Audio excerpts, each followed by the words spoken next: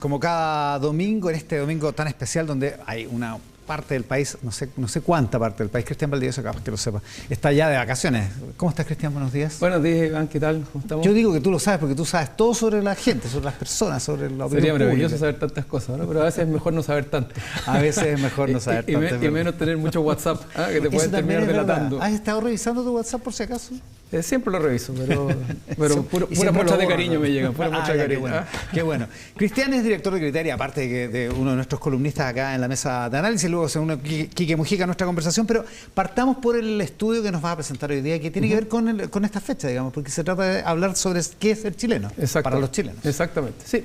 La idea que tuvimos en un ánimo de Fiestas Patrias es tomar un estudio que se hizo, que hizo el PNUD, el Programa de las Naciones Unidas, el año 2001, hace 23 años, respecto de la chilenidad, yendo a preguntas sobre valores más profundos, sobre emociones que caracterizan a los chilenos, sobre cualidades, defectos, etcétera, y lo comparamos con una medición que hicimos ahora en 2024. Con las mismas preguntas, para hacerlo comparable. 23 años después, exactamente, con las mismas preguntas para hacerlo comparable, para ver qué cambios ha habido en esto. Ya, pues empecemos a revisar las láminas de este estudio. La primera de todas, esto fue hecho entre el 30 de agosto y el 2 de septiembre, o sea, hace un par de semanas más. ¿Qué tenemos en común? En general, ¿qué tiene usted en común con las demás personas? Sí, la pregunta. Exactamente, eso es lo primero. Y lo interesante acá es que el 2001, ¿verdad? Lo que más caracterizaba lo que teníamos en común entre los chilenos era ser todos hijos de Dios, un 44%. Esto es una pregunta cerrada, o sea, cerrada. Están las alternativas ahí, digamos. Exacto. Ya. Elija entre estas alternativas. Eso fue lo que armó el PNUD en su minuto y que nosotros replicamos. Y hace 23 años los chilenos elegían mayoritariamente, un 44%, ser hijos de Dios como un punto en común. Exactamente. Era lo que más nos representaba. Y es interesante porque hace veintitantos años, el 2001, la Iglesia Católica todavía no caía en la desgracia profunda que ha caído después, la crisis institucional, Caradima, la pedofilia, los distintos casos que se fueron mostrando. Faltaban como 10 años todavía. Faltaban como 10 años, exactamente. Y de alguna manera la Iglesia seguía siendo, o era, una de las instituciones que nos daban cierta identidad como país, ¿verdad? Y en eso la figura, ¿verdad? Y la imagen de Dios y ser hijo de Dios era algo que convocaba muchísimo. Y eso cae muchísimo. Cae muchísimo, exactamente, cae muchísimo en el último tiempo y producto de un proceso evidentemente de secularización que ha habido en el país y también creo yo de la crisis que ha tenido la Iglesia, donde entonces, hoy día identificarse como tal no es tan natural. Para los que lo están oyendo en la radio, apenas un 14% de los encuestados dice que lo que tenemos en común es ser todos hijos de Dios. Exacto. Al contrario, ser todos seres humanos ahora ocupa la posición del 44%. Exactamente. Hoy día ser seres humanos, todos seres humanos, que es algo bien genérico, ¿verdad? Mucho más discutible en algunos casos, digamos, pero en general somos todos seres humanos. Exactamente, somos todos seres humanos, es lo que lleva la mayoría. Y también ser chileno. Y aquí vamos a empezar a ver algunas huellas de cosas que empiezan a moverse de alguna manera, donde antes ser chileno era 9%, hoy día es 20%. Un poquito más del doble. Exactamente. Uno supondría que el país ha ido no solo secularizándose, sino que también globalizándose, como pasaba durante los 2000, y aparentemente el país se ha ido más bien encerrando en una lógica, si tú quieres, valórica, y aquí estoy especulando un poco, más bien, no sé si antiglobalización, pero mucho más nacional. Ya, ligada a lo nacional. Interesante también el concepto tan abstracto de ser ciudadanos, que también se triplica, no es mayoritario, pero se triplica en 20 y tantos años. Exactamente, ser ciudadano, que es una cosa bastante más general y donde la identidad religiosa ya no es lo que manda o domina la identidad común. Ya, entonces, ser chileno, un 20% de la gente dice que lo que tenemos en común es ser chilenos. Entonces, ¿qué es los chilenos? La pregunta que sigue. Exacto. ¿Qué es los chilenos? Existen distintas formas de entender o definir. Frente a esto, ¿usted cree que, y esto también es pregunta cerrada, o sea, los chilenos están en nuestras costumbres, valores e historia? Un 72% cree que es así. Hoy en día es difícil decir qué es lo chileno. La incertidumbre ronda del 16% y no se puede hablar de los chilenos, todos somos distintos, un 12%. Exacto. Eso en la encuesta actual, digamos. Actual. Claro, y un cambio muy, muy grande, son 30 puntos de diferencia respecto de los chilenos están nuestros valores, costumbres e historia. Es decir, hemos vuelto, o en estos 20 años, más bien lo que aparece es que hay una suerte de vuelta o reencantamiento con los valores o las costumbres propias de los chilenos y una menor predisposición a ser ciudadanos del mundo de alguna manera. ¿Ah? Yo creo que acá tenemos distintas hipótesis para interpretar esto, pero que es un cambio importante, entre otras evidentemente el proceso antiglobalización que se puede estar viviendo, ¿verdad? Y los costos que ha tenido la globalización, la lógica nacionalista que se ha impuesto en muchos países del mundo, el fenómeno de la migración que hace que los chilenos quieran encontrarse en sus propios valores e identidades. Y eso es fuerte. Y también, evidentemente, hay huellas acá, creo yo, del proceso constituyente fallido número 1. ¿Ah? ¿Por qué? Donde se puso en cuestión mucho lo que era la chilenidad y de alguna manera se volvió a recuperar una suerte de valor del ser chileno, de los valores, de las costumbres, esta idea de la historia. Esta idea que la fantasía de que el escudo, de que el himno, de que hasta el nombre del país podía cambiar. Exactamente, claro, exactamente. Entonces hay varias huellas acá que es interesante ver, que tienen que ver un poco con la dinámica que ha pasado en el mundo en general y que ha impactado a Chile también. Siguiente lámina con Cristian Valdivieso, la revisamos.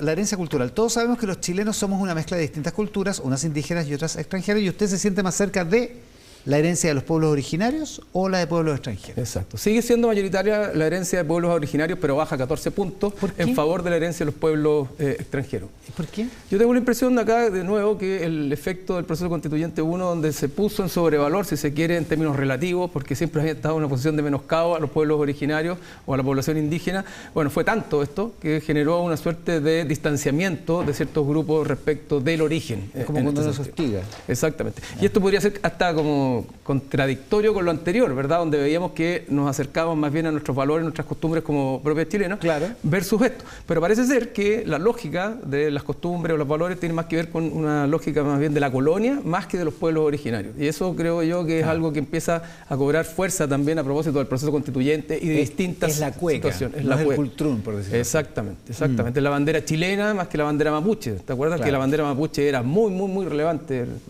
durante el estallido social y los días después? Bandera mapuche que además es relativamente reciente, digamos. Además, no es histórica. Pensando, y siguiente lámina, pensando ahora en las características de los chilenos, ¿cuál de las siguientes características diría usted que son las principales cualidades de nosotros los chilenos? Somos sacrificados, esta es la mayoritaria, sacrificados un 31%, amistosos un 13%, trabajadores un 23%, alegres un 13%, patriotas un 11%, generosos un 3%, inteligentes un 1%. Exactamente. Y un 5% piensa que no tenemos ninguna cualidad. Exacto. Estas son las cualidades de los chilenos. ¿Y qué es lo que nos está diciendo esto? Que seguimos siendo igual que, o autopercibiéndonos igual que hace 23 años como fundamentalmente sacrificados, pero hoy día nos consideramos menos alegres, menos amistosos de los que éramos antes y más patriotas y más trabajadores. De nuevo, aparece esta cosa más patriota, ¿verdad?, de lo que había antes. De alguna manera, pareciera ser que el país se ha ido desglobalizando. En los 2001 el valor era ser un ciudadano del mundo en este país, ¿verdad? Chile se globalizaba, tratados comerciales, Chile se abría al mundo, etc. Y la idea de la globalización a nivel mundial, además, era la idea predominante.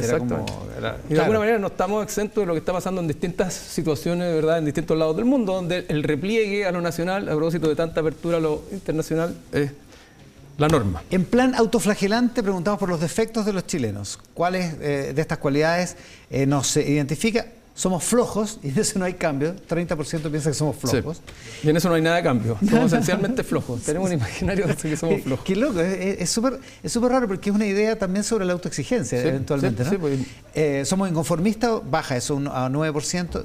Derrochadores, un 13%. Buenos para el trago, un 12%. Seguimos siendo bastante buenos para el trago todavía. Eso no ha cambiado tanto. Eso piensan los chilenos. Eso piensan, exacto. Lo que pasa es que además para el 18 eso se exacerba. Sí, pero esto fue hecho antes del 18, así que imagínate cómo sería ahora, Iván. Envidiosos, 9%. Maleducados, un 10%. Ladrones, un 13%. Y 4%, a diferencia de hace algunos años, piensa que no tenemos ningún defecto. Así es. Sí, pero lo penoso, si tú quieres, es que lo que más sube acá es que somos ladrones. La autopercepción de que somos ladrones. Sube de 5 a 13 puntos. De 5 a 13 puntos. Seguimos siendo igual de flojos, pero además ahora nos caracteriza el ser ladrones, que es prácticamente lo segundo junto a ser derrochadores. ¿Qué es lo que hay en esto de que seamos ladrones? Bueno, mucho de la autoimagen y muchos de hechos que con los que nos impactamos cotidianamente y que además ha estado mucho más en la palestra. Ya, siguiente lámina. ¿Qué se siente hacia Chile? ¿Cuál de las siguientes emociones representa mejor lo que usted siente frente a Chile? Esto es muy duro. Desilusión, un 39%. 10 puntos más que hace 23 años. 10 puntos más. Sí. Orgullo, un 26%. Bueno, ahí viene la cosa más patriotera, si tú quieres. Te fijas la sensación de que somos chilenos, que somos patriotas y que nos sentimos orgullosos de nuestros valores y nuestras creencias. Ya, y ahí eso también es un aumento de 9 puntos porcentuales. Sí. Confusión baja a 17%, confianza frente a Chile baja a 13%. Exacto. Y enojo pues, se mantiene por ahí, pero está en 5%. Sí. No, hoy día lo que predomina es una sensación de desesperanza, de desilusión respecto de Chile y al mismo tiempo un orgullo. Entonces son dos emociones complejas porque no tengo mucha confianza, ¿verdad?, ni ilusión de lo que me va a entregar el país, de lo que puede pasar en el país, pero al mismo tiempo me siento muy orgulloso de eso. Entonces eso también puede ir generando ciertos ánimos entre revanchistas, patrioteros exacerbados, etcétera, porque frente a la desilusión, la desesperanza, ¿verdad?, y la falta de horizonte, bueno, uno en general tiende a frustrarse, levanta el orgullo, por lo tanto empieza a levantar sus propios valores para diferenciarse respecto de los otros. Entonces en esto del fenómeno migratorio creo que está teniendo un rol importante en lo que estamos viendo. En todo esto se ve la huella. Porque se observa lo propio, entre comillas. Exacto. ¿No? Bueno, el 2001 el fenómeno migratorio prácticamente no existía. Pues éramos nosotros los que queríamos, muchos de los que buscábamos otros horizontes, ¿te fijas? Claro. Y al revés. Y hoy día el fenómeno migratorio es prácticamente medular respecto de lo que la experiencia cotidiana de las personas. Parafraseando ese obrero de la Unidad Popular, este país será un país de mierda, pero es mi país. Digamos. Exactamente. O sea, ese es como el... Exactamente. Pero es mi país porque se distancia de los otros, de los que no son del país. Exactamente.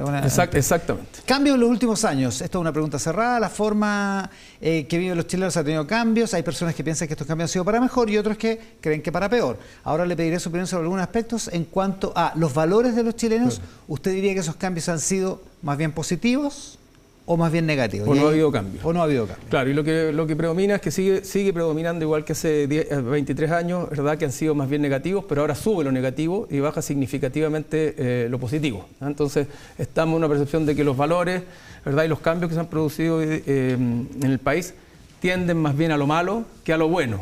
Y con suerte no ha habido muchos cambios, pero si ha habido cambios, más bien son malos que buenos. Entonces, que encarna esta frase de que todo tiempo pasado fue mejor también, ¿no? Sí, pero el 2001, perdón, cuando se preguntó, también había un tiempo pasado y no era tan negativo como es hoy día. Buen punto, claro. Entonces, de alguna manera, la sensación de ir mal en el camino ha aumentado más que disminuido. En cuanto a la relación de los chilenos con la política, ¿usted diría que esos cambios han sido más bien positivos, un 14%, más bien negativos, un 68%, y no ha habido cambio, un 18%. Sí. ¿Cómo lo interpretas? ¿Qué tiene que ver esto con la chilenidad? Bueno, el bonus track había que preguntar por la política porque estamos en mesa central. Pero lo interesante acá es que los cambios en relación a la política ya eran muy negativos el 2001. El 65% del 2001 decía que era más bien negativo y un 21% solamente que era positivo. Era que no, ¿verdad? Lo positivo ha bajado aún más, algo ha subido lo negativo, pero en todo lo que hemos visto, Iván, lo que marca una mayor estabilidad es que los cambios en relación a la política han sido fundamentalmente o más bien negativos. Entonces, por eso es que llevamos mucho tiempo donde la imagen y la evaluación del mundo político, de la política e incluso de la democracia ha ido de mal en peor. Claro, esta respuesta es un reflejo de eso. Exactamente. De esa opinión de la gente. Exacto. Esta respuesta de alguna manera resume cómo en 23 años esto ha ido decayendo y hemos ido de alguna manera de mal en peor. Cuesta abajo en la rodada. Cuesta abajo en la rodada y vamos a ver si se detiene. En el siguiente bloque vamos a hablar con Cristian Valdivieso y con Quique Mujica, que se va a agregar a nuestra conversación, nuestra mesa de análisis respecto de por qué la gente empieza a tener estas opiniones. Cristian Valdivieso con Quique Mujica. ¿Cómo estás, Quique? Bienvenido. ¿Qué tal? Muy buenos días. Con Cristian estábamos en el bloque anterior, así que podemos comenzar el análisis de esta semana en la política y en la actualidad. Como que el caso Hermosilla como que explotó así, como que estalló en la Corte Suprema esta semana, Quique. Y en el caso particular de Ángela Vivanco. Yo siempre he temido a las personas que no tienen nada que perder. Yo creo que aquí hay una victoria excesiva de algunos jueces que creen que van a poder sacar a la ministra Vivanco sin chistar. Y por lo que yo sé, está armando una batería de defensa, ella es de armas tomar. Lo estuve reporteando para el Clinic, un artículo de ella. Que se publicó hoy día, ¿no? El perfil de Ángela. Se publicó, sí, se llama La Suprema Caída de Ángela. Y claro, mira, hay dos datos hoy día muy interesantes en la prensa que son nuevos, que yo no lo había visto. En el diario Financiero, un reportaje de Azucena González, que tiene dos cuestiones bien... Esto del caso bielorruso, a todo esto la empresa no es bielorrusa, es chilena. Es chilena. Claro, y salió con unos bielorrusos que tenían camiones. Entonces, para hacer la corta a la Lo gente... que pasa es que en el camino, cuando empezaron con el problema con Codelco, hicieron una serie de alegaciones, incluso llegaron a la Cancillería, acentuando como el carácter bielorruso. Claro. Por eso... Y la gente no entiende nada. Esto no tiene que ver Hermosilla. Aún. No tengo que se ningún sepa. dato, pero bueno. Que se sepa, no tiene Claro, nada que ver. no tiene nada que ver Hermosilla, o algo sí, porque uno de los abogados involucrados es socio de Hermosilla en algunos casos. Entonces, pero no sabemos. Ya, esto va a ser la corta, una empresa que hace un contrato con Codelco, el contrato no se cumple, bueno, un trabajador entre medio, Codelco dice incumplimiento de contrato, chao, la empresa pone un recurso de protección en la Corte de Apelaciones de Copiapó, le dicen que no, pone otro recurso, le dicen que no, se viene a Santiago a la Corte Suprema y primero que nada le dicen que no. En una sala donde no estaba Ángela Vivanco. Claro. Pero lo que cuenta Susana González en su crónica, que esa resolución en Santiago que le dijeron que no, desapareció del archivo. No está en el archivo. Sí, No está en el efectivamente. archivo. Ahora está. El archivo pasa de la página 21, del folio 21 al folio 23. Ya, ahora está. Ah, lo pusieron. Que el diario financiero llamó y dijo, no, ya lo arreglamos. Ya lo metimos, se había perdido. Se había perdido. Ya, sospechoso, uno no puede ser conspirativo, pero es sospechoso. Ese es el Diría primer- un bofica. Claro, porque ese mismo recurso que fue rechazado por la Corte Suprema, luego, cuando Ángela Vivanco integra la sala, es acogido. Cambio Yo- de opinión la Corte Yo Suprema. hablé con 3 penalistas y me dijeron que era imposible que decidieran en horas lo que se demora meses o años. De hecho, uno me dice, yo tengo un recurso de protección 6 años. Y esto se resolvió en horas. Se acogió el recurso de protección y el fallo que obligaba a la empresa a pagarle a Codelco se revirtió y Codelco tiene que pagarle 20 palos verdes, 20 millones de dólares, a la empresa. Raro. Todos dijeron, oye, raro. Después voy a decir los descargos del entorno de Banco. Y lo otro que es una pregunta de la misma Susana González al abogado de Movitec, Eduardo Lago, ex Claro, diputado. que es uno de los 3 abogados de Movitec. Ya. Le pregunta si hubo una contraprestación a Ángela Vivanco, o sea, si hubo algún pago, para decirlo en español. Claro. Dice absurdo. Y acá viene la pregunta clave, que eso es lo que anda dando vuelta hace rato, pero nadie tiene la prueba.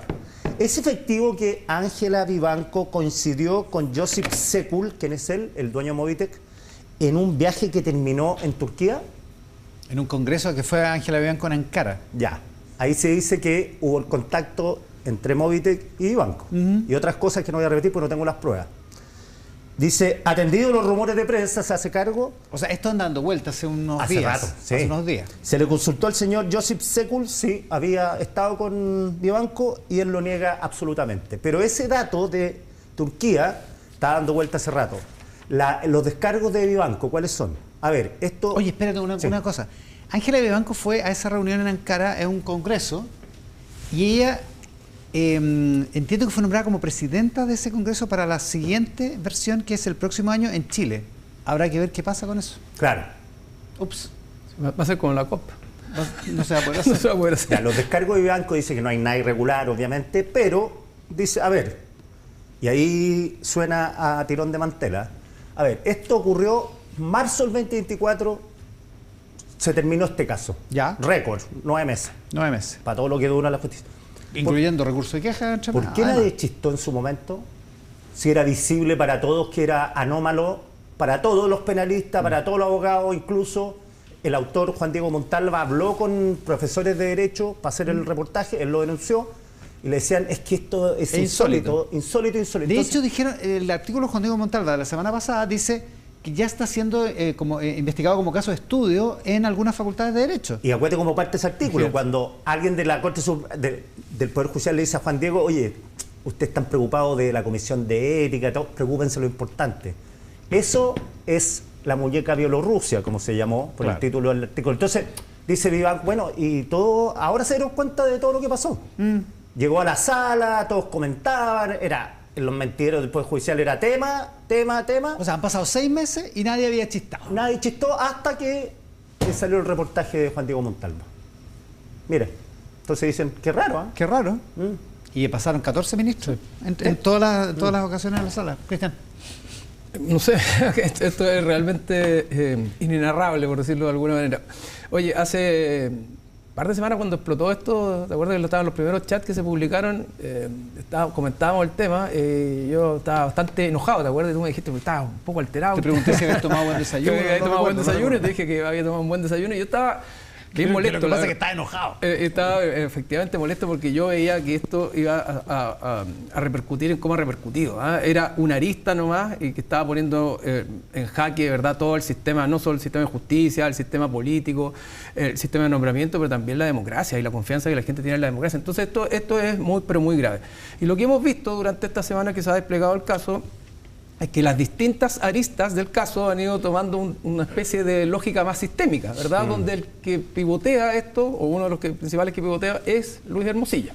Pivotea hacia el mundo político, pivotea hacia el mundo judicial, pivotea, ¿verdad?, hacia otros, hacia la fiscalía, hacia los fiscales. O sea, es un pivote respecto de todo el sistema que hace que al final del día no haya una clara separación de poderes dentro del Estado. Y eso es un problema para la democracia. Bueno, cuando la jueza, esto ha pasado medio, o sea, no se ha hecho tanto escándalo, pero la jueza en un momento en los chats dice, habla de nuestro gobierno. Bueno, exactamente, en algún momento la jueza Vivanco habla de nuestro gobierno, le dice a Hermosilla, dejando en claro que aquí no hay una separación radical entre los poderes del Estado. Y eso es un problema tremendo para la democracia, y la pregunta es, ¿cómo es que esta democracia subsiste?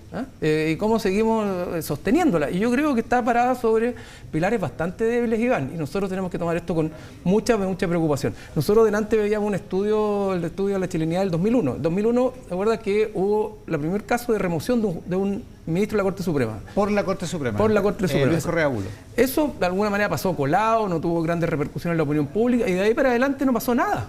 Parece que nada hubiera pasado en la Corte Suprema, pero todo siguió operando bajo una lógica que hoy día todos discutimos. Entonces llevamos ¿cuántos años, de verdad, en una lógica de nombramiento de los jueces, donde la política tiene una injerencia tremenda y donde al final del día los cuoteos, ¿verdad?, y los balanceos que hay dentro de la Corte Suprema terminan siendo bastante espejo del mundo político? Entonces, ¿quién controla a quién? Aquí queda muy en cuestión. Y ese es el gran problema en el que estamos, porque los jueces finalmente tienen o son nombrados por el mundo político. El mundo político los pone y los jueces los tienen ahí como tienen que agradecerles al mundo político y por lo tanto o prestarles contraprestaciones o, no sé, no tratarlos mal de alguna manera.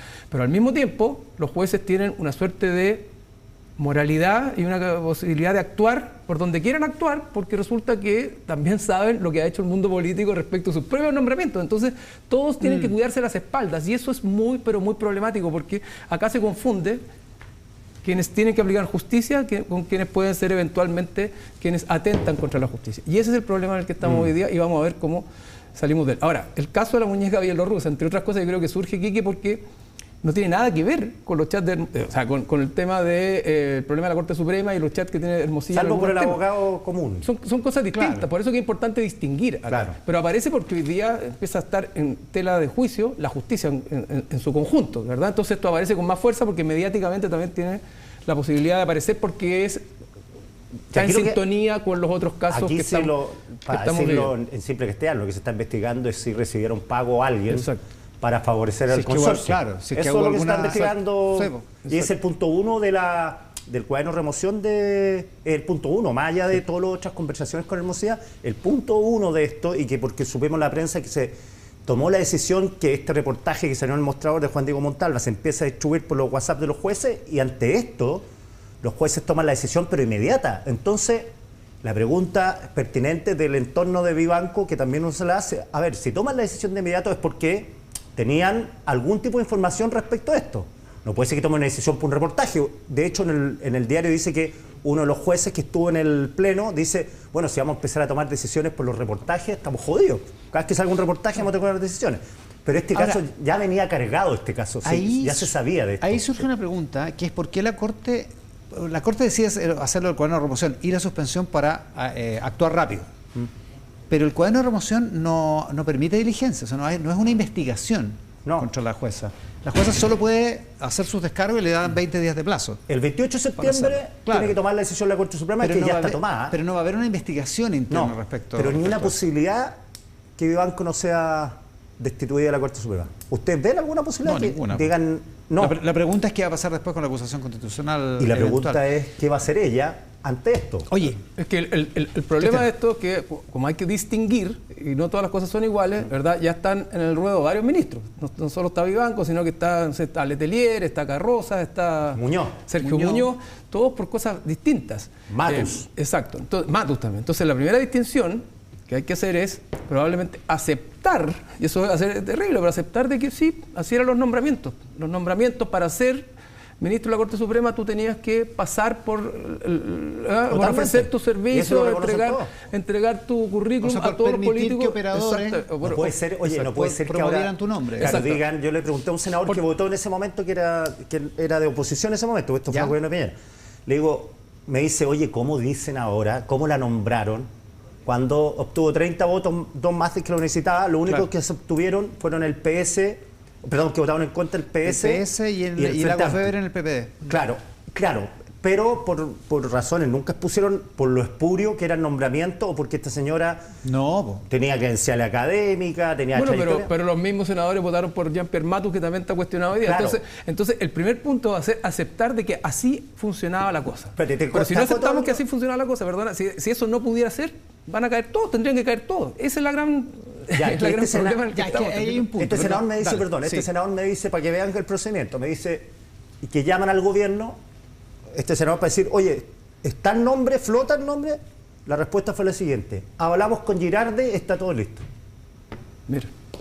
Entonces, digo, ese es el modelo. Entonces, ahora que vengan a fariseo a decir cómo, todos sabían quién conversaba con quién, sabían que Hermosilla estaba participando en las negociaciones, porque todos se cruzan. A Quintana le preguntan, a Kass le preguntan, todos se cruzan. Porque tienen que hacer así porque así está el sistema. 2 cosas. Uno, recomiendo, perdón el autobombo, pero recomiendo una entrevista que hicimos esta semana, el jueves de esta semana, con Jorge Correa Sutil, que desmenuza cómo es que llegó la política a meterse en esto, habla sobre la acusación constitucional que terminó triunfando contra Hernán Cereceda, habla sobre Luis Correa 92. El 93, y en fin, es una excelente entrevista porque, excelente Jorge Correa porque describe de manera muy pedagógica cómo es que pasa esto y también desdramatiza lo de los operadores, porque dice, es el sistema porque el sistema quedó así, ahora hay que cambiarlo, pero quedó así. Pero el sistema no es ilegal, ¿ah? No, pues, no es legal, no está en el... Eso hay que ponerlo. Se da por la práctica. Y lo otro, lo de Milton Juica hoy día, en la tercera, entrevistado por la Claudia Álamo, Milton Juica dice... A mí me vetaron, lo rechazaron la primera vez que lo nominaron para la Suprema por su fallo en derechos humanos y la segunda vez un senador de derecha, dice, se acercó a mí y me dijo, oiga, ¿usted podría cambiar su opinión respecto de no aplicar la amnistía? Y él dice, dije que no y ahí se acabó la conversación. Claro. Y ahí se acabó la nominación también. Lo que queda al descubierto ahora es la contraprestación, que eso es distinto. Claro. Que en el fondo... Hermosilla llama a Vivanco y le dice, ¿puede entregar en la sala? Y ella le dice, ok, la integro, si se puede. No la integró al final en todo caso, pero la contraprestación quedó en ese WhatsApp porque no sabemos quién cobraba, cuánto cobrar en términos, no digo de plata, o sí, no sé. ¿Y cuántas veces sí se podía cambiar de sala? Y aparentemente no es solo Hermosilla, sino otros abogados que tienen algún tipo de poder para que sus causas caigan en salas favorables. Eso es una cuestión que es irregular y eso es algo que el Poder Judicial va a tener que investigar en algún momento porque esto no es solo Luis Hermosilla. Otro tema, Andrés Chadwick. Esta semana se le enredó más la cosa a la derecha con Andrés Chadwick. Sí, pues hace rato que se le viene enredando la cosa a la derecha desde el día 1, ¿verdad? Con los chats de Hermosilla. O sea, lo que muestra los chats de Hermosilla tienen unas implicaciones con el sistema de nombramiento, con el Poder Judicial, evidentemente, y particularmente con el mundo de la derecha y en especial con Chile Vamos. Ahí es donde está el meollo del problema, del cual todavía Chile Vamos no da una buena explicación y aparentemente, por lo que uno mira, por lo que lee, no hay ninguna estrategia para enfrentar una crisis. O más bien, a lo mejor hay una negación de la crisis y la estrategia es no decir nada. La estrategia de no decir nada que finalmente termina siendo muy compleja porque cuando tú no dices nada quiere decir que o no tienes nada de qué defenderte, o resulta que están todos medios involucrados en este tema. Y ahí está el gran problema. Lo que esperaría, creo yo, lo que uno escucha en Chile Vamos, es que fuera el mismo Chadwick que rompiera con Hermosilla, que pusiera un parteaguas diciendo yo fui amigo y no lo voy a hacer nunca más, y rompiera radicalmente con él, dando una señal clara de que él no tenía nada que ver con lo que estaba haciendo Hermosilla. El problema de eso, que es lo que esperaría Chile Vamos, que el que hable sea Chadwick y no con trascendido y tampoco con frases procedimentales respecto de los procesos, ¿verdad?, muy técnicas, sino que haga un parteaguas más político respecto a Hermosilla. El problema de eso es que si él mata su relación con Hermosilla, Hermosilla se va a sentir víctima de su amigo Chadwick. Entonces, para matar su relación con Hermosilla, libre de cualquier compromiso. Para matar su relación con Hermosilla, el Chadwick tiene que tener total claridad respecto de que efectivamente Hermosilla no tiene nada con que sacarlo a él al baile. Y eso es lo que está por verse. Y eso es lo que tiene muy complicada la derecha, y eso es lo que va a seguir, creo yo, durante la próxima semana, complicando a la derecha. La lógica te dice, por defecto, que independientemente de la responsabilidad que Chadwick tenga, él deberá, por sí y ante sí, suspender su militancia en la UDI para poder dejar que Chile Vamos siga en plena campaña, ¿verdad?, municipal, de gobernadores, en campaña presidencial el próximo año, relativamente libre, ¿verdad?, de esta tremenda mochila que significa estar metida en el centro del problema de Hermosilla. Sí, ante el silencio de Chadwick, yo lo he conversado con gente, sobre todo la UDI, la pregunta es si puede o no puede cortar el vínculo con Hermosilla a partir del material que hay, que además no lo maneja solo Juan Pablo Hermosilla. Es que como lo que dice, por el riesgo que dice Cristian, claro, que sugiere y Cristian. no lo maneja solo Juan Pablo Hermosilla. Hay señores y señoras, no sé quiénes, que hoy día decidieron Hermosilla, Palma, conversación, Zipper. Y mañana pueden decir tengo a Chadwick guardado, porque si fuera Hermosilla, Luis dice, a Juan Pablo le dicen no pongan nada de Chadwick. De hecho, te hago un paréntesis que disculpa. Durante la semana salió un trascendido de que un medio de información dijo no hay nada, no hay nada, ningún chat. Es que están dando vueltas hace rato, que no había chat con el. Pero después salió otro medio a desmentirlo, diciendo que sí habían chat con. Y el medio aceptó el desmentido, dijo, es verdad. O sea, porque nadie sabe a ciencia cierta, salvo Juan Pablo Hermosilla, Luis Hermosilla y los señores que tienen esto. Exacto. No sé si lo tienen completo o lo tienen fragmentado, qué es lo que hay o qué no hay. Pero ya esta semana, el sábado, en La Tercera había un artículo donde filtran que la derecha ya está diciendo, acá si Chadwick habla, tiene que hacer una especie de mea culpa político que lo sepulta, pero si no habla es mejor para su defensa jurídica. Y hoy día Gustavo Alessandri, de la UDI, Jorge Alessandri, diputado de la UDI, dice, tiene que hablar Chadwick. O sea, digo, la paciencia. Y dice, estoy seguro que lo va a hacer muy rápido. Claro, que la paciencia se está acabando. Entonces, Chadwick, algunos más me dicen, esto tiene que ser, ojalá, en los próximos 48 horas, porque además después viene la fiesta y pasa la agenda. Porque además, y además tiene que tener entidad política el anuncio. Claro. No puede ser en medio del 18, digamos. Claro. Porque además es ingenuo, como algunos pretenden decir, de que esto no tiene impacto electoral.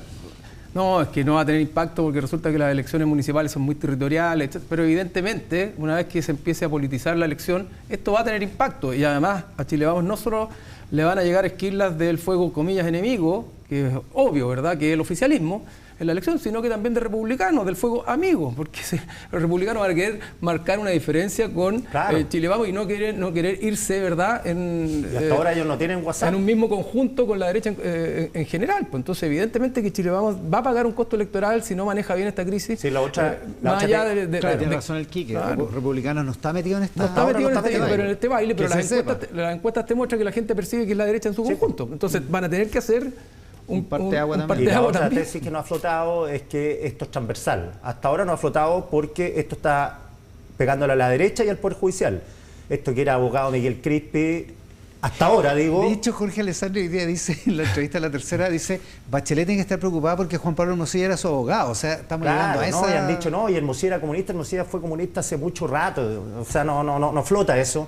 No flota Crispi hasta ahora. Claro, no han logrado darle peso a esa a la tesis de la transversalidad. Repiten y no da. Ahora, el riesgo de la tesis de la transversalidad, primero yo creo que la tesis de la transversalidad puede ser verosímil y efectivamente van a haber más chat probablemente. Ahora, el riesgo, creo yo, la tesis de la transversalidad es que finalmente todos tengan algún santo en esa corte y decidan buscar un mecanismo para poder cerrar el problema y no producir los cambios que efectivamente hay que producir. El mecanismo que se produjo con Maupgate, el mecanismo que se produjo con Pentas o Kimmich, el mecanismo que se produjo, los distintos mecanismos. Yo tengo la sensación de que a esta altura un mecanismo, ¿verdad?, ya no quedan demasiadas herramientas para seguir dándole... pero Es que es un buen punto, porque en Mopgate y en Penta Sokimich, un acuerdo. Lo que pasó es que hubo acuerdos para básicamente cancelar los juicios, Sí. pero hubo cambios legales en los dos casos, Sí. a posteriori. Y aquí es evidente que va a tener que haber un cambio en el sistema de nominación. sin duda. Eso está. Pero hubo cambios Sale ahora. legales, pero hubo condonaciones de las penas por clases no, de claro, ética, desde el ¿verdad? Por pago, ¿verdad? Desde el punto de vista del proceso penal, claro, ahí hubo cancelación. Exactamente, o sea, finalmente no pagaron, no cayeron todos los que tenían que caer. Y la frase de hoy día es, caiga quien caiga, ¿verdad? Los sistemas tienen que funcionar. Y esa frase se transforma crecientemente en una frase vacía y por lo tanto la expectativa es que caiga gente que ha sido responsable de estos delitos. En lo concreto hay acusaciones constitucionales, en lo concreto. Anunciás 4. 4, ya. Y en lo concreto está la reforma que anunció el gobierno Para octubre. para octubre. ¿Y por dónde va la reforma? Pregunté y va por lo que esboza hoy día Ascanio Caballo en su columna, un órgano autónomo para organizar y supervigilar la carrera judicial y quitar el poder político, los poderes de intervención. Yo no tenía idea, lo que hizo Ascanio, que hay una oficina del Ministerio de Justicia que se llama División Judicial. No, es buen dato. Claro, que es la que lleva las carpetas y es la que tiene como el cardex de cada posible futuro ministro de la Corte Suprema. Oye, es que hay dos nominaciones que están pendientes, que están presentadas Claro. las dos candidatas. Se jubila Eduardo Fuentes sobre fin de año, más 4 ministros que podrían salir por acusación constitucional. Creo que son 8 finalmente los y hay cargos. esas dos nombramientos pendientes. La pregunta es si se van a atascar o no, porque me imagino que por ahora nadie quiere hacer de operador político de esos personajes. Bueno, por y ahí- ahora. Exacto, claro. y ahí hay un tremendo problema, porque si imagínate que salen acusados constitucionalmente y destituidos 4 miembros de la Corte Suprema, más 2 que hay que nombrar, bueno, tenemos 6. Son 6 seis más de 21. Fuentes, son 8, terminarían siendo 8 sobre 21 para este gobierno. Sí, pues, claro. Son un tercio de la... Casi un tercio, ¿te fijas? Entonces, Eso es un Es desmembramiento Trump, total. es Trump en Estados Es Unidos, que nombró desmembrarlo. 3 de 9. sí, y además tendrías que nombrarlo con el mismo sistema que hoy día está cuestionado y que hay que cambiar. Entonces, Y nadie va a mandar WhatsApp, me imagino. Oye, por eso pero- que ese mecanismo empieza ya a cobrar cierto sentido, como un relato más bien que tiende a ser transversal y que tiene que ver con, y se escucha por distintas voces, ¿verdad? Que tiene que ver con que las escuchas, que finalmente dieron cauce a todo este caso, ¿verdad? Las escuchas telefónicas, la filtración, perdón, de una escucha de un audio, serían ilegales. Porque Lo dijo el presidente del Colegio de Abogados esta semana ante la prensa radio. lo ha dicho Samuel Donoso, que es el abogado, ¿verdad? Que es el abogado de Chadwick, digamos. De Chadwick, ¿verdad? Que las escuchas serían ilegales y por lo tanto todo este caso, ¿verdad? Sería un caso que no amerita ser llevado a la justicia porque se basa en algo ilegal. Ahora, yo he hablado con un montón de abogados que dicen lo contrario. Bueno, ¿no? pero es que eso empieza a Tenían que rondar, ¿verdad? restituir Y hay a- una- tenían exacto. que restituir a Nixon entonces. Entonces, capaz que terminemos exacto, con que ante la evidente evidencia nos tenemos que tapar la cara y hacerlos lesos, porque resulta que El es una método- pelea. el método no era el apropiado. Eso no lo va a soportar la opinión pública, no lo va a soportar la Que cualquier ciudadanía. No político estamos en sensato, 2001. no, cualquier No político- estamos en 2001. No estamos en 2001, Es sí, es verdad. inaceptable y sería intolerable. Por lo tanto, aquí algo hay que hacer y no es solo un maquillaje, donde paguen 2 ministros de la Corte Suprema. Si no se cambia el sistema de justicia entero, en serio, esto va solo a empeorar. Y por lo tanto, el mundo político tampoco puede sacar las castañas con las manos del gato diciendo que el problema solo está en el Poder Judicial. Porque ese problema que está en el Poder Judicial, de alguna manera, está ahí porque el mundo político también fue partícipe Oye, y ojo, de esa situación. Claro, y yo- lo que hay que sacar es al mundo político. Exactamente. Sí, lo precisa Ascanio también, que este sistema de un órgano judicial va a tener los mismos problemas que tiene cualquier sistema de nombramiento de personas que van a ejecutar labores de regulación y fiscalización, porque va a ser el mismo cuoteo a quien pongo, no va a llegar ninguna persona desde la luna limpio e impoluto. Angélico, puro, impoluto. Claro, que no tenga sentimiento, sensibilidad. Entonces va a pasar lo mismo y cuando dicen, no, es que esto va a ser distinto, ojo, el Consejo de Defensa del Estado, ¿en qué ha terminado también? En una repartija de cuoteo y que... Claro, esto tiene que tener otra entidad, se supone. Claro. Exacto. Oye, Jorge Correa, perdón que vuelva sobre Jorge Correa, pero, hace una propuesta bien chora. Dice, las nominaciones tienen que ser con tiempos rápidos. Es decir, nominas a un candidato y en 48 horas el presidente, o en 24 horas el presidente tiene que contestar. De modo que evitas El cabildeo. o Claro. el periodo extenso de Ah, cabildeo. lo van a o sea, hacer si no antes. cabildeáis rápido... Claro. Lo van a hacer antes. Si cabecea, muere. No, si han si inventado- cabecea, Pero muere. es que siempre va a haber, si no hay Somos ningún ser sistema humano y es perfecto. política, Claro, es política. pero tienes que evitarlo. Tienes que evitar los máximos riesgos, pero es política. Si esto hay que leer a Weber para entender que los políticos están dispuestos a vivir en el infierno, en el fondo. Está bien, pero al mismo tiempo el riesgo de esto puede ser mayor, porque Si finalmente el sistema de nombramiento está hecho sobre la base de que los nombran o votan por ellos solo los políticos, bueno, va a aparecer a quien diga, bueno, ¿por qué no nombramos a los jueces de la Corte Suprema por votación popular, como sucede en México, como sucede en Bolivia y en otros lugares? Entonces vamos a politizar totalmente el sistema de justicia, pero alguien te va a decir, bueno, pero si total, ¿por qué van a votar solo los políticos por los jueces? Que vote la población en su conjunto. Entonces, ese es el riesgo también que tenemos, ¿te fijas? Populistas de derecha e izquierda van a empezar a vender esto. Sí. De derecha a izquierda, votemos por el Poder Judicial. Sí. Así lo hacemos democrático. Así lo hacemos democrático. Y no están argumentando esto en México, porque el Poder Judicial está lleno de crimen organizado, corrupción y narcotráfico. Ahora la gente tiene que elegir a los que van a ser miembros. ¿Y quién no te dice que se presenten narcotraficantes, crimen organizado, corruptos? Sí, es una lecera. Bueno, Pablo Escobar fue diputado en Colombia. Exactamente. Claro. Llegó Pablo bien Escobar arriba. tenía muchas virtudes. Quería ser presidente. Y además iba camino a ser presidente, exactamente. Ay. Oye, una cosa que no tiene nada que ver con el caso Hermosilla, el video de la Juventud Republicana del 11 de septiembre, y que provocó harto escosor, por otra parte también harto apoyo, del propio presidente del Partido Republicano, aludiendo a la libertad de expresión. ¿Cómo ves el tema ¿hay un resurgimiento del pinochetismo en ese video? O sea, digo, ¿de ese video sería una muestra de eso? A ver, yo creo que hay dos fenómenos. Uno más profundo que tiene que ver con un resurgimiento importante del autoritarismo, que es lo que veíamos también en el estudio de alguna manera, ¿verdad? De los valores nacionales, y también esto que hemos visto en distintos estudios que muestra que la gente hoy día, más que creer o valorar la democracia, lo que quiere es que la democracia efectivamente se haga cargo de los principales problemas que tiene, y los principales problemas tienen que ver con temas de orden y seguridad y otro tipo de cosas. Y para eso, mucha gente dice, ¿para qué me sirve el Congreso? ¿Para qué me sirve, verdad, los otros órganos del Estado? Necesito un líder autoritario que imponga orden independientemente de lo que opina, además un Congreso que está totalmente desacreditado. Entonces hay un resurgimiento, sí, del autoritarismo, y en esa medida, ¿verdad?, el volver a hablar o a tematizar sobre Pinochet empieza a tener menos costos políticos. Es decir, empieza a no ser una palabra prohibida, como estuvo prohibida durante mucho tiempo en la transición, y hoy día resurge. Ahora, yo creo que no es que vaya a resurgir Pinochet como figura ni el pinochetismo como tal, pero sí hay un resurgimiento del autoritarismo en una variante que puede ser desde un autoritario de extrema derecha o también un autoritario de extrema izquierda. Acá tiene que ver con la lógica de decir, aquí el problema son los políticos, aquí el problema son los jueces, y yo soy el bueno, ¿verdad? Y ustedes, los ciudadanos, son, ¿verdad?, los que me van a acompañar a limpiar esto que nosotros no podemos seguir tolerando, que puede ser la justicia, el Senado, el Congreso, o los inmigrantes, o el crimen organizado, etcétera, lo que sea. Quique. Sí, yo creo que estas reacciones de esta derecha, yo creo que son totalmente hijo bastardo de la Convención Constitucional y de la Prodignidad.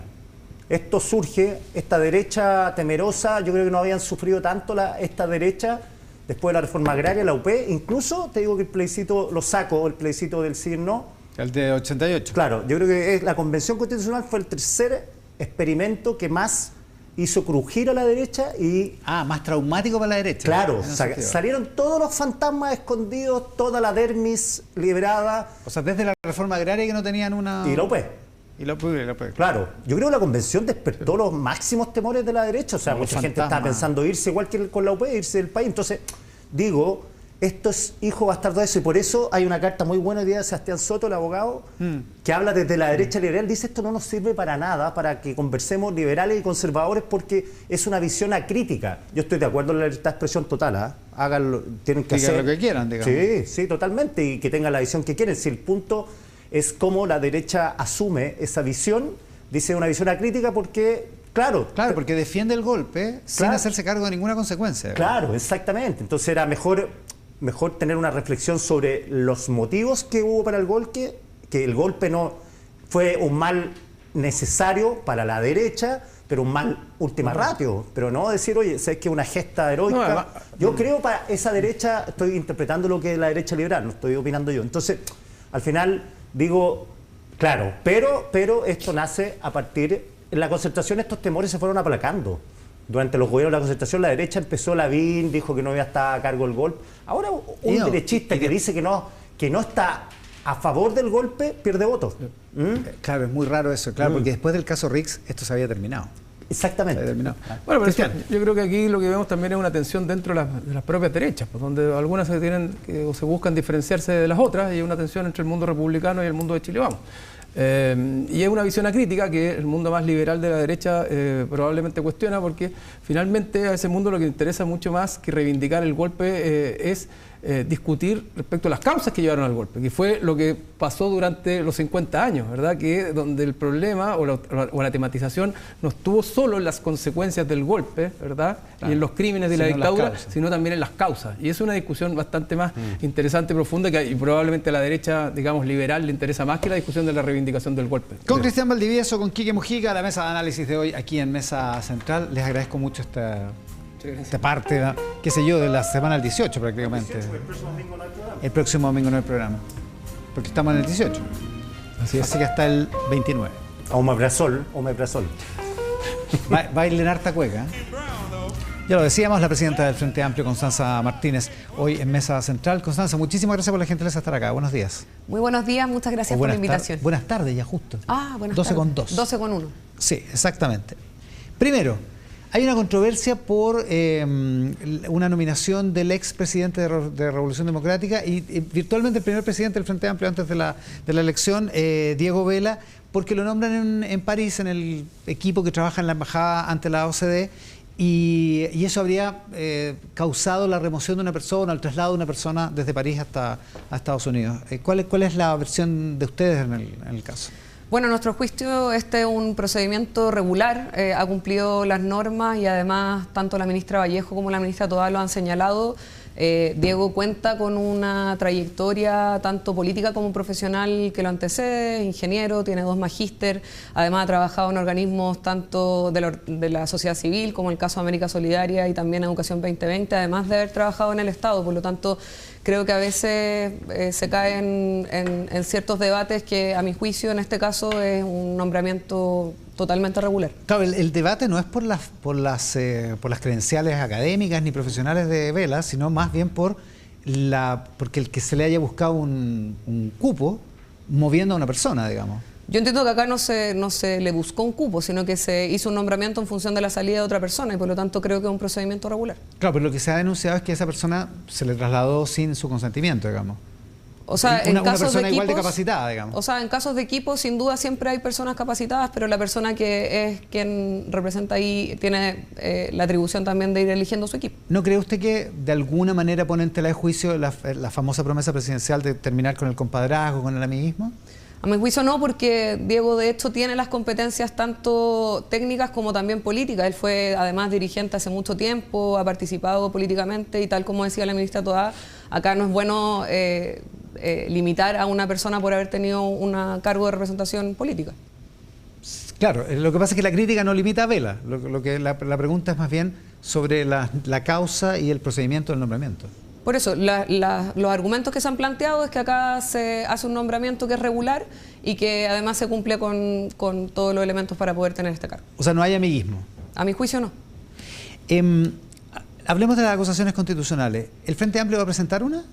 Sí, se está trabajando fuertemente hoy día en poder dar todos los argumentos de peso en un elemento que es muy relevante porque dentro de las atribuciones del Poder Legislativo está también la fiscalización y en eso es bien importante que en los casos que han salido a la luz, que todavía falta mucho porque probablemente vayan saliendo más casos, hoy día estamos comprometidos con poder hacer una fiscalización exhaustiva con argumentos de peso y con la mayor unidad posible. Se está trabajando en una acusación constitucional en el caso de la ministra Vivanco para que se cuenten con todos los elementos y en este caso no haya impunidad. ¿Ustedes concurrirían a una acusación con el resto del oficialismo? ¿Esa sería Esa es la intención. La intención es poder llegar a la mayor unidad posible para la presentación de estas distintas acusaciones. También se ha determinado que las acusaciones sean distintas para poder ir discutiendo en su mérito cada una de ellas y eventualmente se están en análisis de otras acusaciones constitucionales que puedan presentar otros partidos. ¿Eventualmente podrían concurrir a alguna otra? Sí, sin duda.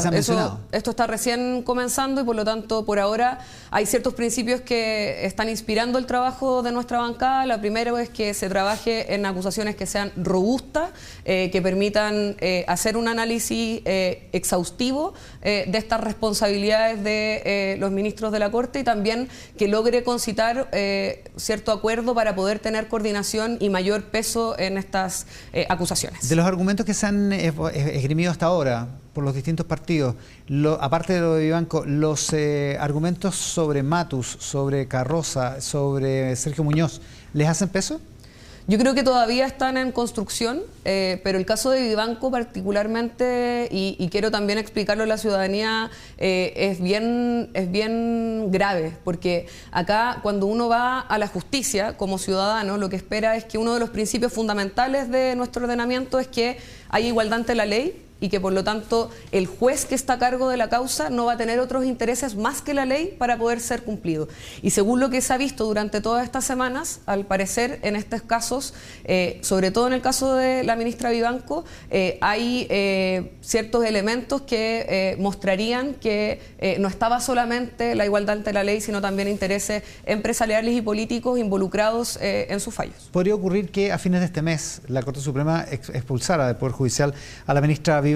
¿Ustedes perseverarían igual con una acusación constitucional en su contra? Sí, yo creo que lo primero que hay que destacar para nuestro sistema es que es una buena noticia que la Corte haya tomado cartas en el asunto, porque en el fondo muestra también que en estos casos donde habitualmente puede haber una defensa corporativa por parte de los sistemas, de hecho normalmente si hay prácticas arraigadas, el sistema reacciona en protegerse normalmente, y creo que esto es una primera buena señal, pero que todavía falta mucho proceso, y por eso también es importante que todas las instituciones cumplan con su deber, y también nosotros como política estemos muy vigilantes para que estos casos tengan sanciones adecuadas, no existe impunidad, y también tengamos una lectura implacable frente a este tipo de situaciones. Entonces, también la importancia de que, a pesar de que haya una remoción en esta apertura que hace la Corte, también es relevante que el Poder Legislativo cumpla su función de fiscalización, porque también eso implica inhabilidades por 5 años, que hemos notado que muchas veces estos casos se olvidan, se esconden bajo la alfombra, y eso es muy malo para nuestra democracia. Por eso es importante que todas las instituciones más o menos contribuyan a poder dar una respuesta a este caso. Ya, o sea, en el caso de Vivanco seguirían adelante independiente de lo que decía la Corte Suprema. Sí, sin duda. ¿El caso de Jean-Pierre Matus, qué le parece? Es un caso que tiene características distintas, pero que todavía está en revisión, y por eso yo creo que más que cerrarnos ex ante alguna postura, es bueno poder levantar esos elementos, porque también acá hay una aproximación que también es preocupante respecto a cómo se eligen los jueces, y en eso también hemos tenido una discusión, lo estaban diciendo en el momento anterior del programa, y por lo tanto creo que todavía es muy pronto para cerrarse a ciertas opciones, y se está analizando también eso en su mérito. ¿Y en el caso de Sergio Muñoz, que son antecedentes que llevan harto rato, digamos, dando vueltas? Por eso mismo creo que por ahora hay un convencimiento muy grande con respecto a Vivanco, y se está trabajando también en ir generando los argumentos políticos y jurídicos para poder perseguir a cada uno de estos elementos que puedan ir surgiendo. Se lo pregunto porque existe la posibilidad de que se produzca un panorama de acusaciones que implique una cierta negociación para tener todos los votos, de modo de que las acusaciones prosperen. Si ese fuera el caso, ¿ustedes estarían por apoyar la acusación de otros ministros distinta a la que esté apoyando el Frente Amplio para conseguir apoyo a la de ustedes? Precisamente el aspecto de negociación trae muy malos recuerdos en la historia política de nuestro país. Hablaban anteriormente del caso Penta, SQM, que terminó en un comienzo con una lectura en que estuvieron detenidos, pasaron 46 días detenidos, y luego todo esto se redujo a un acuerdo que sacaron a personeros del Servicio de Impuesto Interno, se acordó no avanzar en ciertas investigaciones, y por lo tanto ese acuerdo terminó en clases de ética. Eso es lo que ve la gente en la casa, y por lo tanto acá es bien importante de que entendamos la magnitud de este problema y que no hagamos ninguna defensa corporativa por parte de la política. Y en eso yo creo que lo importante es poder revisar en su mérito las acusaciones, poder tener la seriedad con respecto a eso, y entender de que hoy día la sociedad chilena no está dispuesta a tener un acuerdo político de nuevo elitario, porque además la trenza acá no es solamente una trenza entre algunos poderes, sino que al parecer están todos los poderes involucrados. Además hay una trenza económica y política en este caso, y yo creo que hoy día lo importante es que la ciudadanía sea muy parte de este proceso, y que también demos una señal bien importante de que este caso no se va a cerrar por arriba. Ya, por eso yo no le estaba sugiriendo una negociación para cerrarlo, sino más bien una negociación para tener más efectividad política. Sí. En ese sentido, ¿sí estaría dispuesta? O sea, por eso lo que estamos tratando de hacer es que este tipo de acusaciones tengan apoyo transversal en su ingreso, y en eso se está trabajando para que cada equipo pueda ir levantando esos elementos, y como todavía falta muchos elementos que probablemente vayan surgiendo durante el juicio, por ahora la postura responsable es decir que se está trabajando tanto en unidad para poder llegar a los mayores consensos posibles, pero también en poder dotar de estas acusaciones de la mayor certeza y peso jurídico. A propósito de responsabilidad, ¿usted está de acuerdo con el que el gobierno plantee, no sé si se reparo, pero por lo menos la prevención de que esto puede provocar, uno, un problema de agenda legislativa, lo dice la ministra Toa; dos, un problema de que las acusaciones se van a dar en plena época electoral, como dice el ministro Cordero? ¿Está de acuerdo con esas prevenciones que hace el gobierno? O sea, yo creo que al menos nosotros como Frente Amplio lo hemos estado hablando con la bancada, tenemos toda la disposición por parte de nuestros parlamentarios de trabajar con mayores jornadas, en lograr que podamos atender a todos esos elementos, porque es cierto que necesitamos abordar el tema de corrupción y al mismo tiempo necesitamos seguir abordando la problemática de seguridad y la ley de presupuesto. Eso tiene que ir en paralelo y no pueden ser elementos que se crucen. ¿Eso va a requerir mayor esfuerzo? Bueno, estamos en un momento de crisis que requiere que se trabaje mucho más rápido y mucho más comprometido. En eso ¿Están disponibles para nos eso? parece que estamos totalmente disponibles, nuestra bancada así lo considera. ¿Qué es lo que decía la ministra Toa? ¿Trabajar un día más, trabajar jornadas más largas? Eso sin duda, y eso es lo que espera la ciudadanía, sobre todo de cara a los desafíos que tenemos. Cuando digo trabajar, digo sesionar, porque, porque la gente cree que ustedes trabajan poquito y no, eso no es verdad, digamos. Sí, pero también hay una señal que hay que dar, de que esto es urgente y que tenemos que establecer todos los elementos al mismo tiempo. Y respecto al electoral, yo al menos no comparto que nosotros como Frente Amplio nos esté movilizando un elemento electoral. De hecho, hubo un momento en que se imputó que se estaba politizando un caso, cuando la verdad es que la politización nace en el momento en el que hay ministros de Estado involucrados, como en el caso de Wardy Chadwick, cuando hay jueces, cuando hay fiscales, cuando es todo el entramado el que está involucrado en este caso. O sea, entonces, el caso nació politizado, dice usted. Nació politizado, y por lo tanto lo que tenemos que hacer como política es no tener defensas corporativas y hacer un avance en poder acordar que esto es impresentable, no decir que confían plenamente, como lo ha dicho el presidente de la UDI, también el jefe de la bancada, donde se ha tratado de aminorar la responsabilidad del exministro Chadwick. Y en eso yo creo que lo que sí es cierto es que a ratos, cuando se hace una reflexión de que todos estarían involucrados, me parece que es bueno tener la consideración de que el caiga quien caiga es importante, pero que también eso no puede diluir las responsabilidades personales. Y en eso también es importante, porque creo que a veces se empieza a jugar en un empate, en discusiones en las que tenemos que ser muy implacables con ir determinando también qué hizo cada persona. De hecho, para explicarlo bien, el caso es tan complejo, tiene tantas aristas y van surgiendo tantos elementos que yo siento que en verdad la gente en la casa ya no distingue, o sea, hay que tener entre distintas sí, cosas. De hecho, a nosotros nos cuesta también poder hacer el seguimiento del caso, pero acá hubo pago a funcionarios del Servicio de Impuestos Internos y la Comisión para el Mercado Financiero. La Tesorería General de la República, hubo delitos tributarios de estafa y lavado de activos. Lavado de activos es que cuando uno comete un delito, esa plata la lava en otro, igual que el crimen organizado. Acá hay gente del Poder Judicial y del Poder Legislativo. Se pagó entre 150 millones para una campaña, 190 millones que cayeron a la cuenta del exministro Chadwick, y además se ha intercedido. No está claro que hayan entrado los 150 por eso, millones pero a la campaña. Digo, hay elementos. Es que usted lo da como por hecho. No lo doy por hecho. Digo, son los elementos que han surgido. Esto requiere una investigación judicial, por eso lo estoy diciendo. Estos son los temas que han salido como preocupantes. Está involucrado, al parecer, el director general de la Policía de Investigación. Entonces, han surgido muchos elementos, muchas aristas, y por lo tanto también es necesario, al mismo tiempo de ser muy claro que caiga quien caiga, también que eso no diluya las responsabilidades particulares que han tenido ciertos espacios políticos. Que caiga no sea como una gran bolsa porque a río revuelto ganancia de pescadores, y vamos a tener todo más o menos en la misma postura. A propósito de eso, le sacan en cara siempre que Luis Hermosilla era el abogado de Miguel Crispi, que es un destacado militante del Frente Amplio y jefe de asesores del segundo piso. Aparte de eso, ¿ustedes están seguros que no hay más vinculaciones con Hermosilla en el Frente Amplio? O sea, mientras dure la investigación, yo no puedo decir estamos seguros, porque sería una defensa corporativa. Diría, no, acá no hay ningún caso en el que podamos estar involucrados. Yo creo que como partidos tenemos que entender...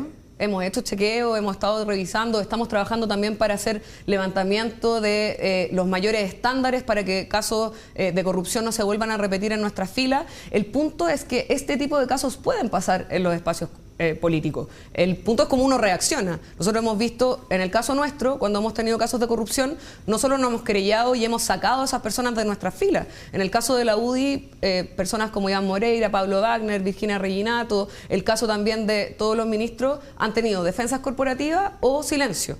Y por lo tanto, ahí también es importante cómo reaccionamos. Por eso, la discusión que hemos tratado de levantar no es que uno es moralmente imposible de corromper. Esas cosas pueden ocurrir. El punto del estándar. De hecho, usted lo mencionó, el caso el punto del estándar, ahí, el punto son los mecanismos que uno establece, el punto es cómo uno reacciona, el punto es cómo también uno establece una naturalización de ciertas prácticas, pero también el entramado entre la política y el dinero. Y en eso también es importante que veamos discusiones sobre financiamiento de la política y ciertos elementos que también han sido un problema en el pasado. Igual es incómodo que haya sido abogado Miguel Crispio, ¿no? O sea, yo no lo comparto, pero creo que es distinto ser el abogado que ser la persona que establece mecanismos de acelerar proyectos, de involucrar ayudas o prebendas en casos concretos particulares. Acá en el caso de la jueza Vivanco había una coordinación para saber si es que iba a estar en el juicio o no, si es que se iba a pagar o no. Entonces, la situación es bien distinta. Bien, la de Crispy con la de Vivanco, por ejemplo. Es bien distinta. A propósito de eso, cuando usted plantea esto de que ustedes reaccionan de una manera distinta en el caso convenios, por ejemplo, en el caso fundaciones, probablemente los vuelvan a acusar de que están actualizando esta cosa de la superioridad moral que en algún momento los caracterizó. Es que por eso mismo digo que acá la superioridad moral sería decir en el Frente Amplio nunca jamás va a pasar esto y hagamos una defensa como si no fuéramos parte de una instancia institucional. Lo que hemos dicho acá con claridad es que cómo reaccionamos también muestra el carácter del partido político. Y acá nosotros lo que queremos hacer es ser implacables contra la corrupción, el no tener defensas corporativas, el no generar impunidad, porque eso también horada nuestra democracia. Nosotros cuando hemos dicho que defendemos la institucionalidad, no queremos decir que la institucionalidad es perfecta. Tenemos que generar mecanismos de modernización, de no esconder los problemas bajo la alfombra y también de ser capaces de defender las instituciones implica que tengamos total rechazo de este tipo de situaciones. Y en ese sentido, ¿cuál es la reflexión para resolver el caso de Catalina Pérez, que sigue siendo investigada y ha vuelto a militar? Ella no ha sido imputada en el caso convenios. Hubo una sanción en el proceso del partido anterior Revolución Democrática que duraba 1 año y por lo tanto esa sanción ya terminó. No hay un caso nuevo que implica renovar la sanción, pero también estamos trabajando como Frente Amplio para poder hacer una revisión con nuestro nuevo Tribunal Supremo de cómo podemos mejorar los mecanismos de sanción, pero también de prevención de este tipo de casos, de forma de que no solamente reaccionemos adecuadamente, porque también es muy fácil decir vamos a reaccionar adecuadamente, sino también generar mecanismos tanto políticos como también jurídicos para poder abordar este tipo de situaciones. Usted no viene de Revolución Democrática, digamos. No, usted viene de Convergencia. De Convergencia. Pero aún así, ¿usted cree que Catalina Pérez no estaba involucrada en el caso de Democracia Viva? Yo no soy quien para poder decir si es que estaba involucrada o no. Lo que hemos dicho es que acá es que es diputada de su partido. No, por eso digo, acá ella no ha sido parte de los imputados en el caso, no ha habido razones para involucrarla. Lo que hemos hecho acá es tener una sanción respecto a los primeros antecedentes. Esa sanción se cumplió y además nosotros hemos sido muy duros en el caso convenio. Nos querellamos. Y lo digo no porque Revolución Democrática hoy día es parte de nuestro partido y me siento totalmente representada por lo que se hizo con anterioridad. Nos querellamos en el caso y además se generaron los mecanismos para expulsar a las personas que estaban involucradas en el caso. Entonces acá no hubo una defensa corporativa. ¿Pero no es un trato distinto al de Catalina Pérez? No, porque la imputación era totalmente distinta, no hubo un trato distinto. Déjeme terminar la pregunta. Perdón. ¿No es un trato distinto el trato que le dan a Catalina Pérez del que le están dando a Andrés Chadwick, por ejemplo? No, yo creo que no. Creo que no, que son casos distintos. Sí, no, son casos distintos. Y el nivel de involucramiento es muy distinto en los antecedentes que ya se han mencionado públicamente. ¿Por qué sería? Ella ha participado y ha podido contribuir a la investigación. Nosotros hemos sido tajantes en poder sancionar a quienes han estado involucrados. No ha habido defensas corporativas, no hemos querellado los elementos que han podido salir a la UDI. Por lo tanto, la situación es bien distinta a lo que ha hecho la UDI, que dice no hay ningún antecedente, confío plenamente. Nosotros no hemos dicho eso. Hubo una sanción a la diputada Pérez. De hecho, se le congeló la militancia durante un año. O sea, no es que acá no se ha tomado una postura, solo que ante los antecedentes que han surgido y también a la propia formalización. De hecho, la semana pasada había un elemento que involucraba directamente al exministro Chadwick con los elementos que salieron en CIPER en el tema de la Comisión del Mercado Financiero, y por lo tanto son cosas distintas. ¿Usted cree que son cosas distintas? Sí, yo creo que son cosas distintas. Y por eso también nosotros tomamos una sanción, que hubo una sanción, no hubo una defensa corporativa, tuvimos una querella y además hemos avanzado en poder sacar de nuestras filas a las personas que estuvieron involucradas. Hubo personas que fueron condenadas por el Estado y hoy día siguen siendo militantes de la UDI. La situación es totalmente distinta. Cuando Chadwick llamó al comisionado Iglesias de la Comisión para el Mercado Financiero, no era funcionario público, digamos, pero él estaba actuando como abogado. Pero toda la situación que ha habido anteriormente, además del vínculo también que hay con Hermosilla, los pagos que todavía no están claros, son elementos mucho más contundentes. A propósito de todo esto, una de las posibilidades es que haya un cambio más o menos relevante al sistema de nominación de los jueces, de la judicatura. Aguas arriba y aguas abajo, como dijo la ministra Vallejo. ¿Ustedes apoyan ese proyecto del gobierno? ¿Lo van a apoyar? Sí, o sea, acá lo hablábamos anteriormente, tanto en el gobierno del presidente Piñera como en los dos procesos constitucionales se hablaba de que el sistema político tenía demasiada incidencia en el nombramiento de los jueces y por lo tanto hay algo muy importante que revisar en eso, precisamente para evitar que haya esta trenza económica, política y también institucional que hace estas diferencias entre justicia para ricos y para pobres o la determinación también de la igualdad ante la ley. Es muy importante también que logremos mostrar una señal muy relevante por parte del sistema político de que se está escuchando la gravedad de este caso y se requiere hacer cambios sustantivos en el sistema de nominación y quizás en otros elementos también de la judicatura. ¿Cuál es el valor que le da el Frente Amplio a las libertades? Se lo pregunto porque con ocasión del 11 de septiembre apareció un video de la Juventud Republicana que causó bastante escozor en mucha gente. Y ustedes lo denunciaron al partido ante el Servicio Electoral por infracción a la ley de partidos políticos. Sí. ¿Qué valor le dan a la libertad si la libertad de expresión de la Juventud Republicana en ese caso para ustedes no contemplaría este tipo de expresiones? Digamos? Acá la ley orgánica de partidos políticos es bien clara. Señala en su artículo primero de que los partidos estamos convocados a poder respetar los derechos humanos y la democracia. Y lo que nosotros hemos visto es que ha habido un retroceso muy preocupante por parte de la derecha en ciertos principios mínimos de defensa de la democracia, los derechos humanos y también el compromiso de memoria y no repetición. Cuando vemos ciertos elementos que no solo son negacionistas, sino que reivindican la tortura, la desaparición, el exilio de cerca de 40.000 compatriotas, lo que vemos primero es una actitud antipatriota, a diferencia de lo que ellos han planteado, y además lo que vemos es con preocupación de que si uno no hace nada, esto solo avanza. El año pasado los partidos de Chile Vamos y también de toda la derecha no quisieron suscribir un acuerdo que era bien simple. Determinaba que como partidos nos comprometíamos a respetar los derechos humanos y poder respetar la democracia y no volver a repetir. Y que el nunca más no sea una consigna que ponemos los 11 de septiembre, sino que sea una práctica diaria en que nosotros nos comprometemos a eso. Sí concurrieron a un acuerdo en el Senado, que lo promovió de hecho Juan Antonio Coloma, digamos.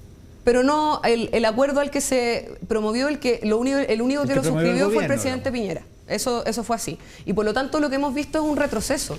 Las juventudes republicanas hoy día tienen un retroceso a lo que había dicho Lavín en su momento, el presidente Piñera, y eso lo vemos con preocupación y con eso no quiero hablarle al Partido Republicano, quiero hablarle a Chile, de que acá había un acuerdo, había una necesidad de que un horror como haber bombardeado la moneda, haber torturado a personas, chilenos y chilenas, haber desaparecido. Hoy día el plan de búsqueda todavía sigue buscando a chilenos y chilenas que desaparecieron. Me parece importante poder mencionar de que eso requiere un compromiso político que debiésemos suscribir todos quienes participamos de la vida democrática. Técnicamente la Juventud Republicana no habla de lo que pasa después del golpe. O sea, no es que esté reivindicando la tortura, como dice usted. Ellos no hablan de eso.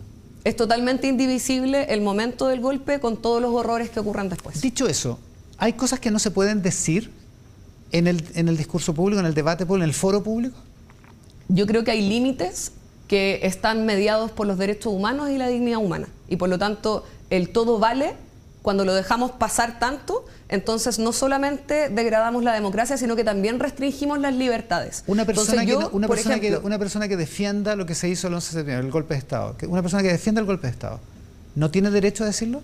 Creo que en el debate democrático tenemos que tener claro de que hay ciertas posturas que cuando infringen tanto los derechos humanos como la dignidad humana y que hacen no solo negacionismo, sino exaltación de el horror, la tortura, la desaparición y la violencia, entonces lo que necesitamos hacer es acordar de que hay ciertos límites y que tenemos que ser capaces de defender la democracia siempre y defender los derechos humanos siempre. O sea, una persona que apoya el golpe de Estado no puede decirlo.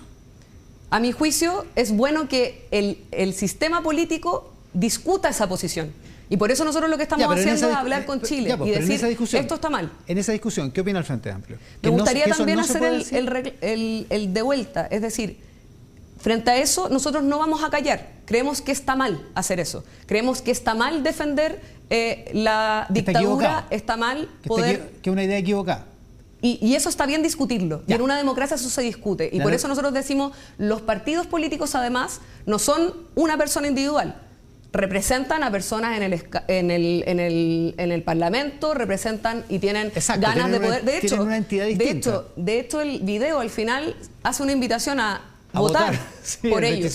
Y por lo tanto acá también lo importante es poder determinar que en una democracia nosotros tenemos toda la libertad para poder decir, eso es un límite, para nosotros es un límite y eso lo ofrecemos a la ciudadanía y esperamos que eso también haga eco en las votaciones también para que se entienda cuál es la posición que se está defendiendo. Por supuesto, ustedes tienen toda la libertad de decir, hasta ahí no. Párele, pero el otro ¿tiene derecho a decirlo? Es que a mi juicio hay un límite. No tiene derecho. Hay un límite y eso se discute democráticamente. Es que no entiendo lo del límite. Porque usted me dice, discutámoslo democráticamente, pero ¿cuál es la posición? Yo creo Esto no debería decirse. Que no debería decirse. Constanza Martínez, presidenta del Frente Amplio. Constanza, muchísimas gracias. Presidenta de Evópolis, Gloria Hut. Gloria, muchísimas gracias por la gentileza de estar acá. Buenos días. Muchas gracias. Buenas tardes. Buenas tardes. A esta altura. Oiga, caso Hermosilla, para empezar, para que empecemos suave. Usted estaba en el gabinete de Sebastián Piñera. ¿Cuál era el rol de Luis Hermosilla? ¿Usted pudo advertir cuál era el rol de Luis Hermosilla en el gobierno de Piñera?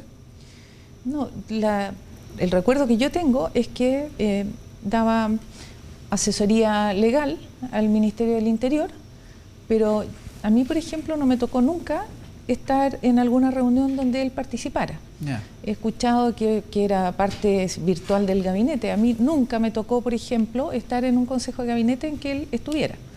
Ni en reuniones tampoco. No, yo por lo menos no tuve ninguna interacción siendo ministra con Luis Hermosilla. Sí sé que era asesor del Ministerio del Interior.